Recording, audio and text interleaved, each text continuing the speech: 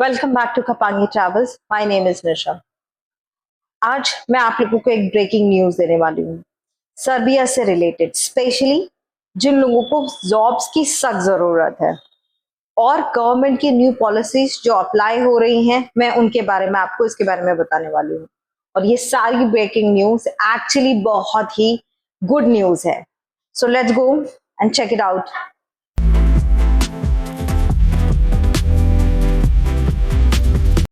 आप, मैं और हम सभी आजकल सर्बिया वीजास के लिए भर भर के अप्लाई कर रहे हैं। और ये बात हम सभी जानते हैं कि सर्बिया का वीजा प्रोसेसिंग जो है वो बहुत ज्यादा टाइम लेता है, प्लस वीजा स्टैंपिंग में भी बहुत ज्यादा टाइम लगता है। तो ब्रेकिंग न्यूज क्या है, चलिए अब उसके बारे में। एक्चुअली सर्बिया में फिलहाल अभी जो ऑन स्पॉट है वो, ये मेरे अपने पर्सनल कोई वो नहीं है, ओपिनियन नहीं है, ना ही मेरा कोई पर्सनल वो अपडेट है।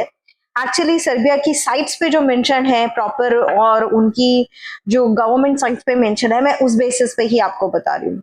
सर्बिया का booming construction, health care, IT, transportation and manufacturing industries, ये सारे जो है उनको वहां पर जो है शॉर्टेज है, उनके पास नेशनल स्किल की शॉर्टेज है। और इस वजह से उन्होंने इसे मेजरली जो है डिमांड में रखा है, और उन्हें इस चीज के लिए स्पेशली जो है वर्कर्स की सख्त जरूरत है।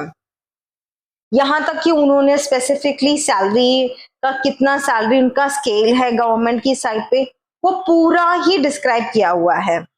ठीक है, तो ये बात हम सबको समझ में आ गई कि वहां पर अभी स्किल वर्कर का हाई डिमांड है। Please be aware of the fake documents. मैं आप लोगों को फिर से बोलना चाहूंगी, please be aware of the fake documents. बहुत सारे लोग फेक डॉक्यूमेंट्स की वजह से वीजा इशू नहीं हो पाता है, तो सोचते हैं कि एम्बेसी वीजा इशू नहीं कर रही है। ऐसा नहीं है। एम्बेसी जो है बहुत बेहतरीन तरीके से, फास्ट ट्रैक तरीके से काम कर रही है। तो फास्ट ट्रैक तरीके से काम कर रही है, तो उसके बाद नेक्स्ट क्वेश्चन हमारा क्या आता है। तो सर्बिया में 2025 में वीजा पॉलिसीज में जो चेंजेस हुए हैं, वो सबसे पहला है सिंगल परमिट सिस्टम। इसका मतलब ये है कि जिन लोगों को भी लॉन्ग टर्म परमिट मिलेगा, उन्हें परमानेंट रेसिडेंसी का लिए अलग से अप्लाई नहीं करना पड़ेगा। This will also work from them. ठीक है। दूसरा, फास्टेस्ट प्रोसेसिंग। मैं फिर से रिपीट करूंगी, ये उन्होंने बहुत मेजरली हाईलाइटेड है। ये हम एक्चुअली, जो कि हमको भी बहुत ज्यादा इम्पैक्ट करता है, वो है फास्टेस्ट प्रोसेसिंग।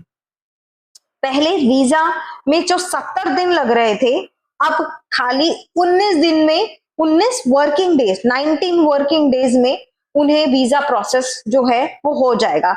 19 डेज है तो आप समझ लीजिए कि ज्यादा से ज्यादा हमें वीजा जो है वो 30 डेज में मिल ही जाएगा। एनी विच वेज सबमिट किया, रिसीव किया, ये सब मैं ओवरऑल ग्रैंड टोटल की बात कर रही हूँ, क्योंकि इन्होंने पेपर में सिर्फ 19 डेज लिखा हुआ है, तो ना भी लेते हुए तो भी 30 डेज में मेरे ख्याल से हमारा काम हो ही जाएगा। तो इस हिसाब से लॉन्गर वैलिडिटी, अब जो वीजा होगा वो नया परमिट अब 3 साल तक के लिए इशू होगा, उसकी वैलिडिटी 3 इयर्स की होगी।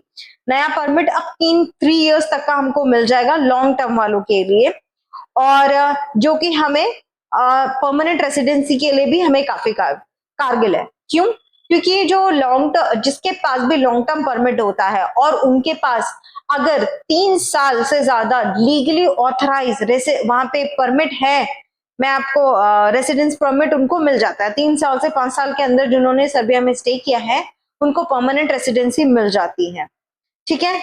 और दूसरा, डिजिटल एप्लीकेशन, वो हम सभी जानते हैं कि ऑनलाइन ही प्रोसेसिंग होता है सर्बिया का, so that is also one of the thing. और आप सभी के लिए जैसा कि गुड न्यूज मैंने आप लोगों को बता ही दिया है कि अब प्रोसेसिंग टाइम आने वाले टाइम में it is still under process, अभी अपडेट नहीं हुआ है, पर हाँ कुछ ही टाइम में अभी जो ये प्रोसेसिंग टाइम है सर्बिया का वो बहुत घट जाएगा, and it will be done within 30 days।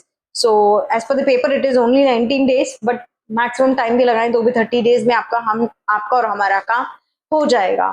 So please for the people those who wanted to apply for Serbia, वो आप कर सकते हैं अप्लाई, और अच्छी जॉब भी मिलेगी और सैलरी भी बहुत अच्छी है। मैं सैलरी का भी आप लोगों को नेक्स्ट प्रोवाइड कर दूंगी।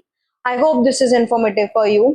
If it is, then please do like, comment and subscribe my channel. Till then, this is Nisha Chauhan signing out. धन्यवाद.